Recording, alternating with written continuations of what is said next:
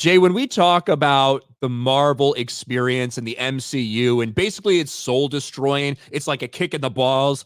Those are all descriptions that fans would probably use after what we've seen happen to the Marvel Cinematic Universe over the past couple of years. And especially, after the last year, 2023 was a nightmarish year at the box office that even the media had to stop defending this. They couldn't explain away the failure that was the Marvels. But now somebody within Marvel who worked for Marvel themselves sounds like they're having a similar experience as the fan base, because Ray Winstone, who played as the villain in the Black Widow movie, this is how he describes his experience working for Marvel. Ray Winstone recalls soul-destroying experience while filming for Marvel's Black Widow.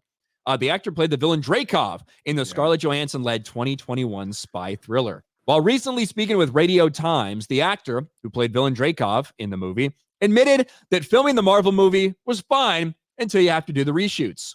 Quote, then you find out a few producers have come down. Your performance is too much. It's too strong. That's the way Marvel works. It can be soul destroying because you feel like you're doing great work. I actually said you ought to recast it because that was it for me. And you end up doing it again because you're contracted to do it, he explained. Otherwise, you end up in court. It's like being kicked in the balls. So being kicked in the balls, soul destroying. Hold on. Who wouldn't line up to work for Marvel right now? Hold on a second. So he put on his very best performance, and they said that he was too good. It was too much.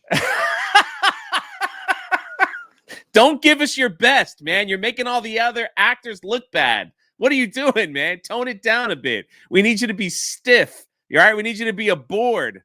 Fumble through your lines a little bit, okay? That's what we want.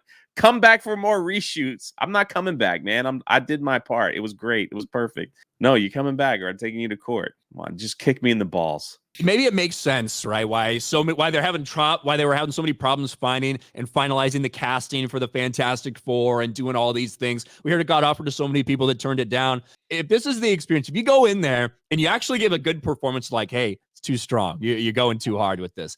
Now, did that mean in comparison to some of his co-stars? Did that mean for the tone of the movie, they didn't want it to be like too crazy or too dark or too whatever? Who knows?